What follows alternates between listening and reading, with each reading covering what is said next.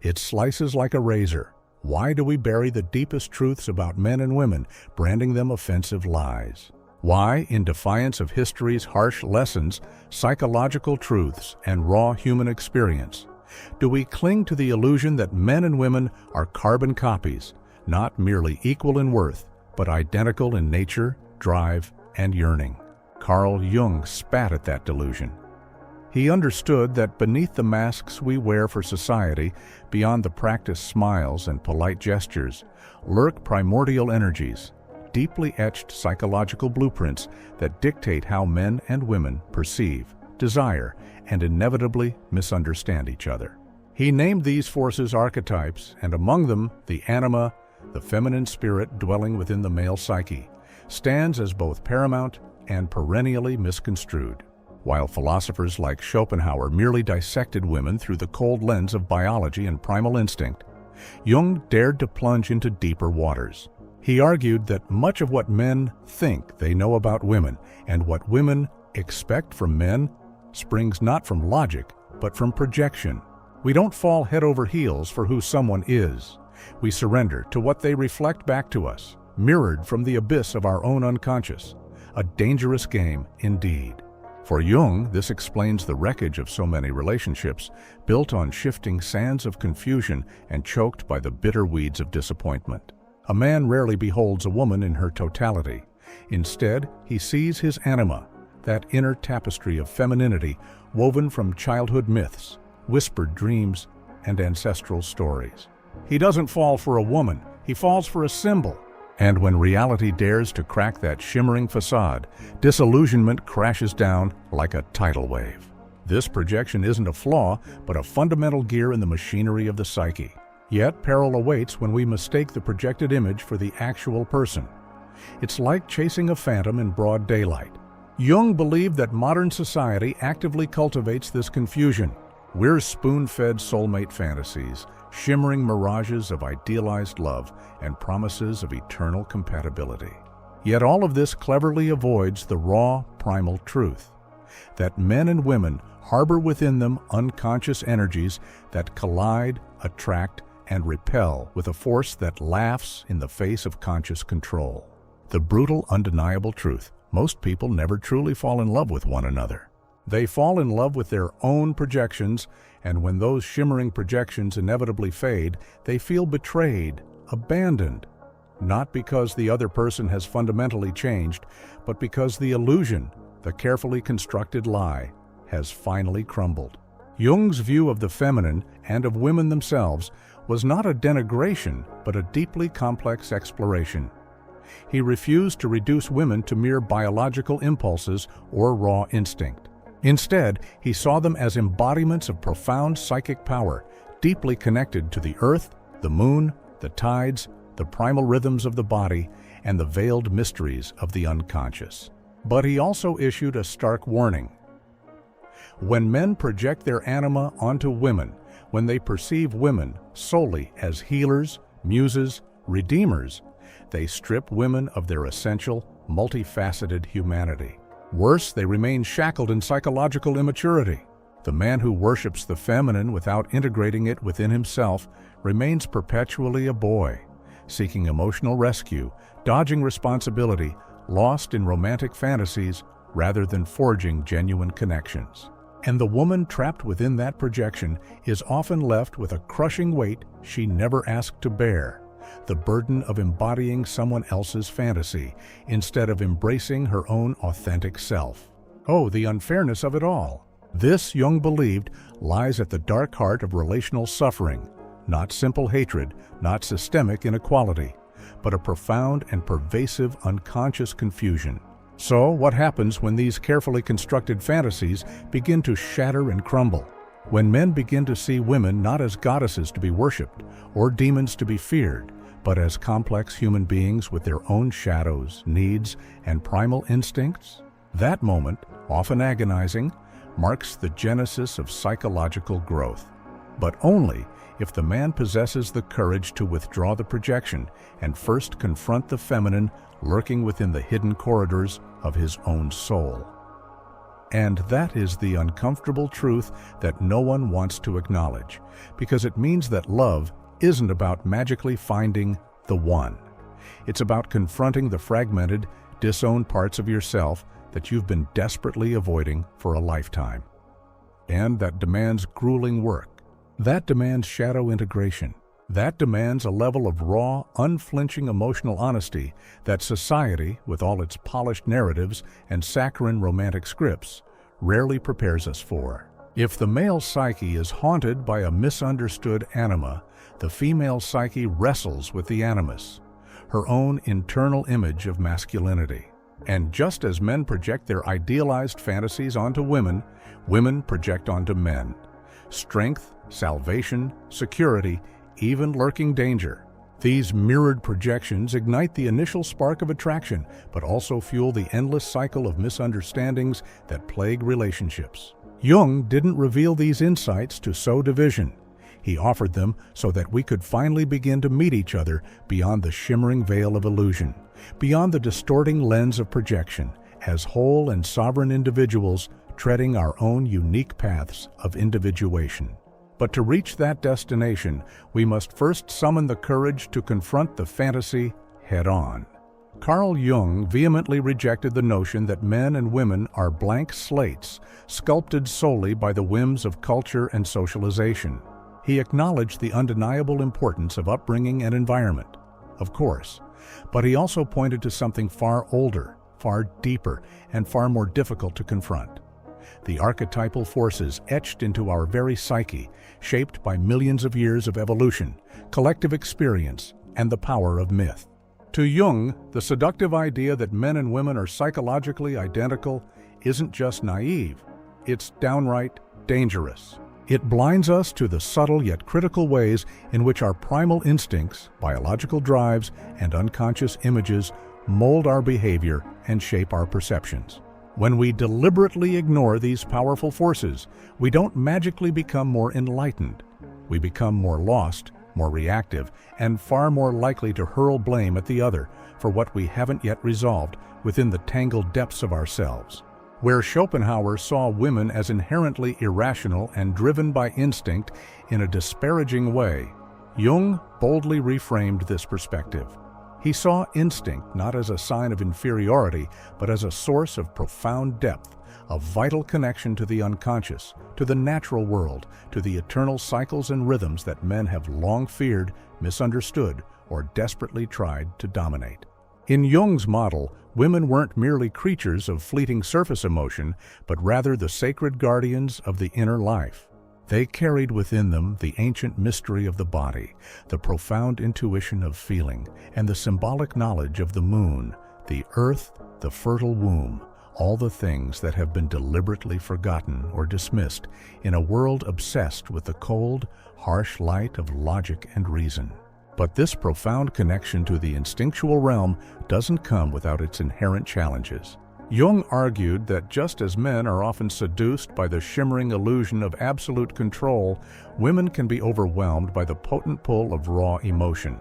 Both genders ultimately suffer when they lose their inner balance, when the conscious mind is eclipsed by the forces that lurk beneath the surface. In women, the unintegrated animus can manifest as cold, detached rationality, mercilessly sharp criticism, or stifling possessiveness. In men, the repressed anima can erupt as uncontrolled emotional chaos, obsessive projection, or crippling dependence.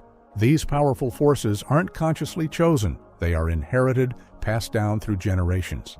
They reside within us, whether we acknowledge their presence or not. And this is where instinct becomes so incredibly crucial, because instinct, when left to fester in the shadows of the unconscious, doesn't simply vanish. It stealthily controls us from the unseen corners of our being. Much of what we blindly label as falling in love, desire, or attraction isn't a carefully considered, rational decision, but a powerful movement of the psyche, driven by deeply ingrained ancestral needs, primal archetypal longings, and the echoes of unspoken inner wounds. For example, Jung believed that men often relentlessly pursue greatness, not purely for the sake of achievement, but as a desperate attempt to escape the gnawing fear of inner emptiness. The insatiable drive to build sprawling empires, to conquer vast territories, to invent groundbreaking technologies is often a form of compensation for the agonizing absence of genuine emotional integration. Men externalize their potent energy, projecting it outward into the world, because they haven't yet learned to bravely face their own inner feminine, the anima. And that's precisely why so many men feel inexplicably drawn to women who embody softness, radiant beauty, nurturing compassion, or profound intuition, not merely because they find them physically attractive, but because those very traits symbolize something critically missing within themselves. They don't just want the woman, they desperately crave what she represents. This dynamic, however, creates a profound and pervasive misunderstanding. A man may idealize a woman for her radiant sensitivity, for her unwavering calm, for her soulful depth, never truly realizing that what he's actually seeing is his own unconscious projected outward onto her. And once the relationship deepens and the intoxicating projection inevitably begins to fade, he often experiences a soul-crushing wave of disappointment or irrational anger. He might bitterly complain, "She changed," when in truth, she didn't fundamentally change at all. It was the shimmering illusion that shattered into a million irreparable pieces. Jung called this painful reckoning the withdrawal of the projection, and though often excruciating, it marks the true beginning of emotional maturity. It's the harrowing gateway to a real, authentic relationship, one where each person sees the other not as a savior or a mere object to be possessed, but as a fellow soul bravely wrestling with their own shadows, stumbling along their own unique path. Now consider the reverse. Women too often fall prey to projecting the animus, the masculine figure residing within the female psyche. It's frequently idealized as a valiant protector, a courageous hero, a strong and unwavering hand that can bring unwavering order and a sense of profound safety. When a woman encounters a man who reflects this shimmering image, even faintly, the initial attraction can be overwhelming. But again, it's not truly about him. It's about the inner archetype, the deeply ingrained image that dwells within the hidden chambers of her unconscious.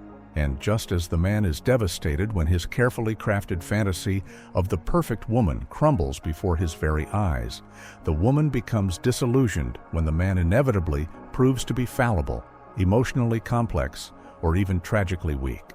She desperately wanted the valiant hero, but tragically got a flawed human being. Jung never declared that these patterns are inherently wrong. They're simply a natural part of the human experience. But when left unexamined, they inevitably lead to profound suffering and heartbreak. Instinct unchecked leads us not toward authentic love, but toward obsessive projection, crushing disappointment, and festering resentment. So, what is the elusive solution? Jung believed that the true path forward is not to eradicate gender differences, but to cultivate a deep and conscious awareness of them. The feminine and the masculine reside within every person, and only by recognizing, integrating, and respecting these seemingly opposing forces can we begin to relate to one another as whole and sovereign beings. He called this lifelong journey individuation, the profound process of becoming who you truly are by bravely confronting the tangled depths of your own unconscious. It means courageously owning your shadow, reclaiming your disowned projections, and ceasing to demand that the opposite sex carry your burdens, fulfill your unmet needs, or magically complete you. Most people, Jung believed, never even come close to reaching this elevated stage of consciousness. They remain trapped in relentless loops of instinct and fantasy, perpetually blaming the other for their own deeply rooted inner conflicts.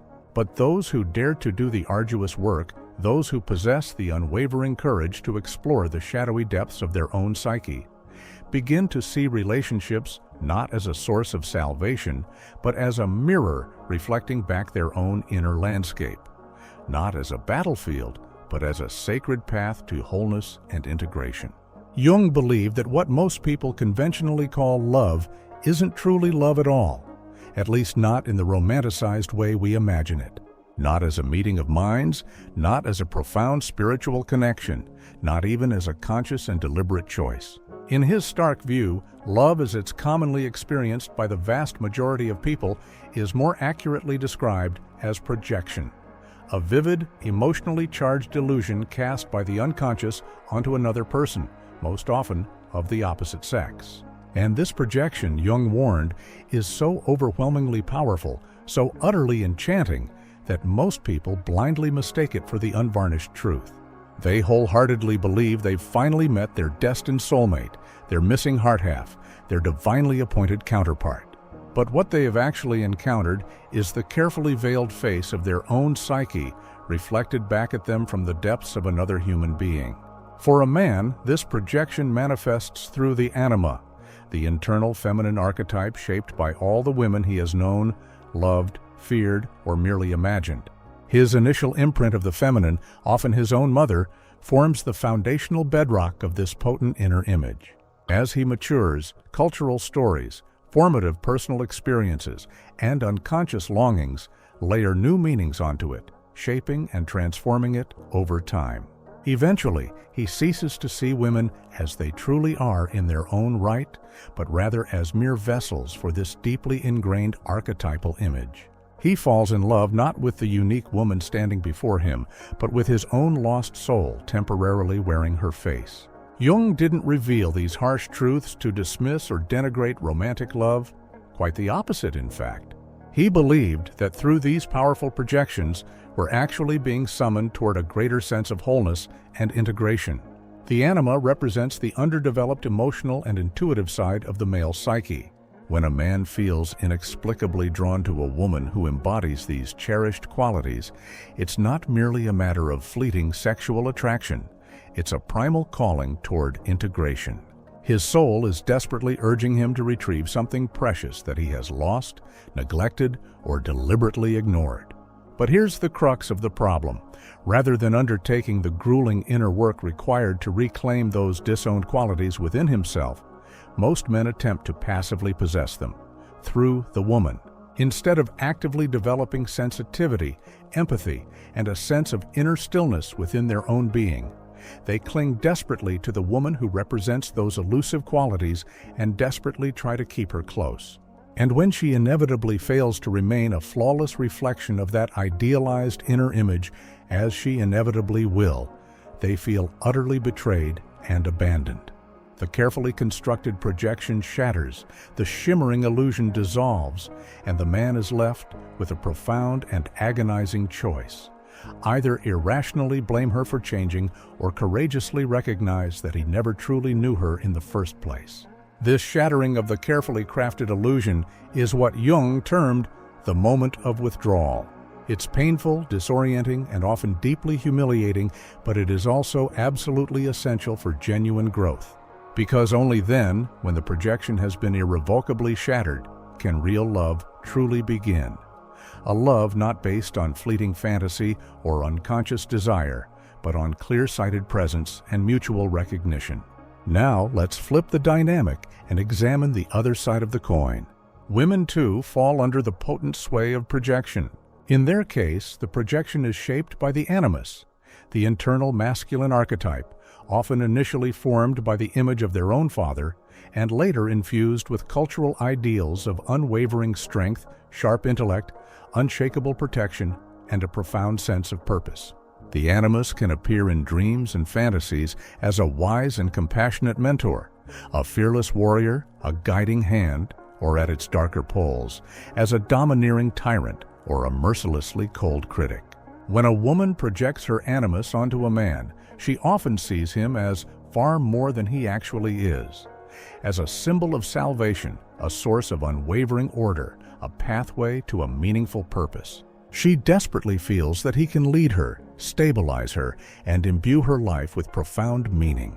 But what she's truly yearning for is inner direction, unwavering inner strength, and crystal-clear mental clarity, traits that she hasn't yet developed or accepted within herself.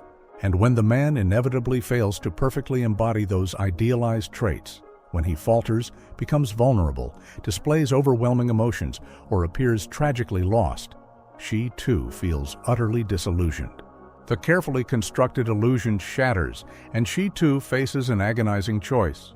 retreat into the festering bitterness of resentment, or bravely begin the arduous work of Animus integration, learning to listen to her own inner voice of reason and structure rather than seeking it exclusively in another.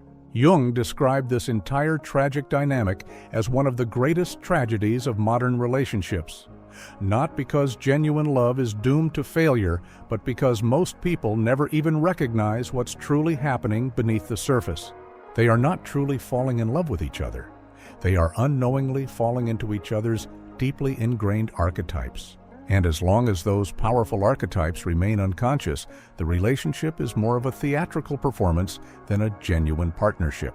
He wrote, "Where love rules, there is no will to power, and where power predominates, love is lacking." But what happens when love itself becomes a weapon of power?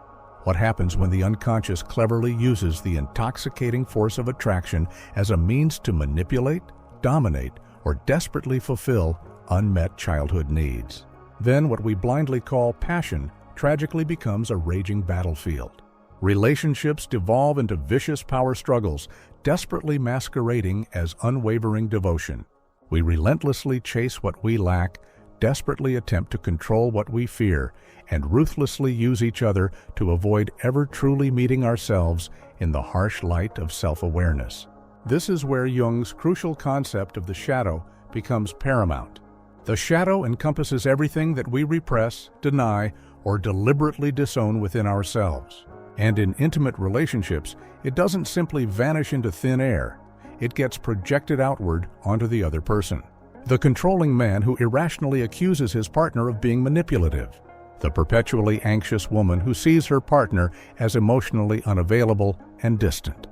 Often, what we most vehemently hate in the other is precisely what we secretly carry within ourselves. Love then becomes not just a fleeting opportunity for fleeting happiness, but a profound opportunity for deep healing.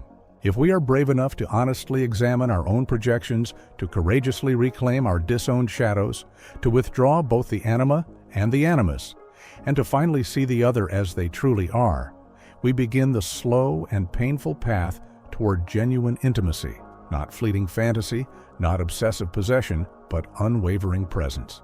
Jung knew that very few are truly willing to undertake this arduous work.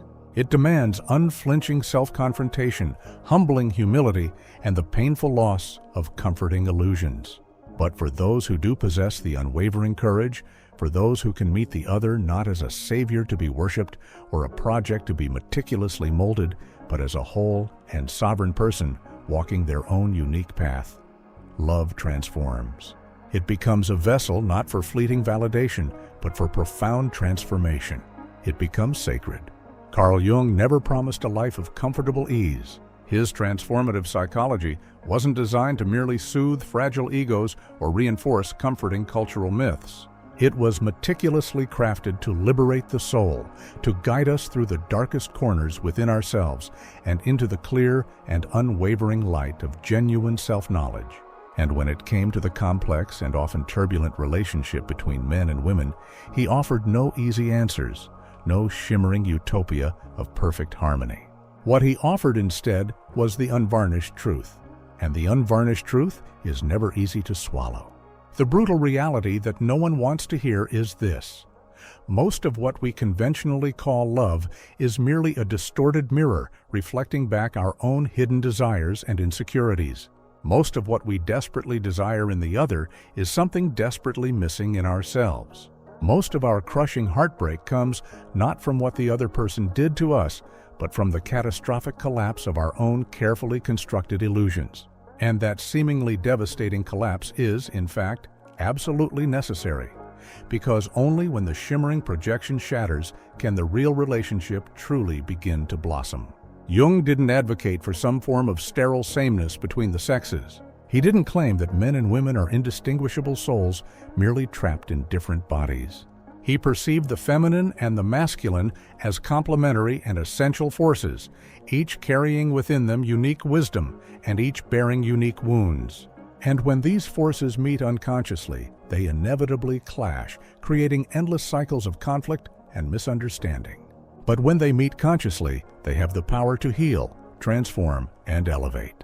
Love is not supposed to magically complete you. It is supposed to awaken you to your own potential. If you see something undeniably divine in the other person, ask yourself, is that same spark of divinity also buried deep within me? If you are inexplicably drawn to someone who brings you a sense of unwavering calm, profound safety, intoxicating excitement, or unshakable strength, ask yourself, what part of myself have I silenced or neglected that desperately craves that potent energy? Because until we commit to doing that arduous inner work, we will continue to tragically repeat the same soul-crushing cycle: attraction, projection, crushing disappointment, and relentless blame. We will continue to mistake our own wounded soul for the soul of another, and we will naively call that romance. Jung taught us that the only viable way out of this deeply entrenched cycle is through the lifelong process of individuation, the long, difficult, and often lonely journey of becoming whole. That means bravely meeting your anima, consciously integrating your animus, fearlessly confronting your shadow, courageously reclaiming your projections, and standing tall, not as half a person desperately seeking completion, but as a full and sovereign person, willing to meet another, not to save or be saved, but to share the arduous path. That is not sentimental love. It's not storybook love. It's not comfortable love. It is real love. And in a world drowning in shimmering illusions, that may be the rarest and most precious thing of all: a terrifying freedom.